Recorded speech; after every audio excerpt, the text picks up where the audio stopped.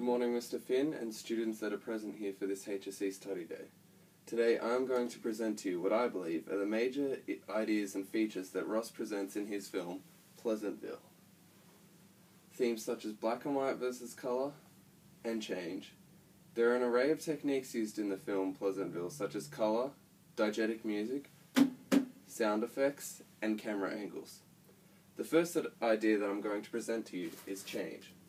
Change actively occurs throughout the film in various situations, but change mainly occurs when a person goes through a sudden conversion that defies their generic norm of behaviour or emotion. This is presented for the first time when Bud had told Skip that Mary Sue would not date him. Skip retaliated by telling Bud that he wouldn't know what to do if Mary Sue wouldn't go out with him. Afterwards, Skip shot a basketball at a hoop and it bounced directly off of the hoop, which disrupted the generic perfect score that the basketball players are supposed to achieve. Whereas, the first feature of colour that is shown in the film is after Skip had participated in sexual intercourse with Mary Sue. Whilst driving home, he noticed a red rose. Never seeing the colour red, or any colour in particular, that made him questionative about what it was. Within the same scene, there is a camera angle feature that zooms in to focus Skip, showing that he had discovered a change of colour apart from black and white. Sound effects are a dynamic feature used in the film. They help the viewer understand when an instance of change is about, or to give a dramatic feel to a situation. An obvious sound effect is the lightning strike used in the film when David and the TV repairman both mention Pleasantville. What I believe is another strong display of colour change is when Betty is being abused by some boys after they saw the naked painting of her outside the milk bar. When Bud notices that Betty is being abused, he rushes towards the boys and punches one in the face. Shocked as the boys are introduced to physical violence for the first time, they run away.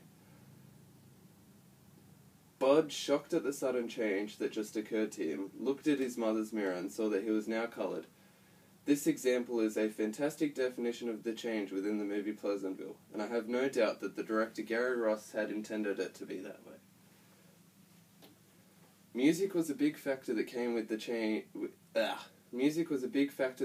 burst of change within the film.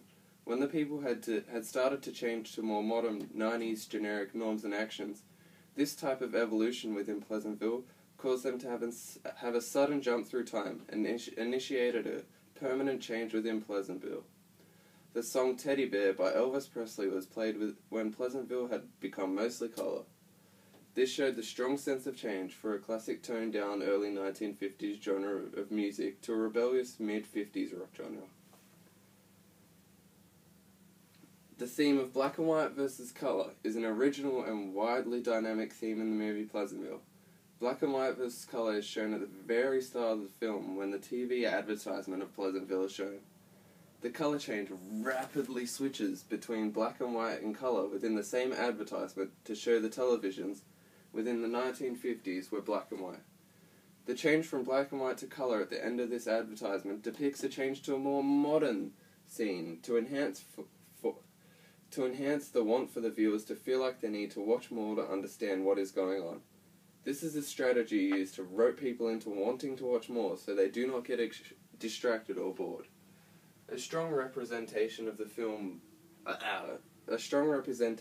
idea black and white versus colour is when David and Jennifer are sucked into the world of Pleasantville through the television.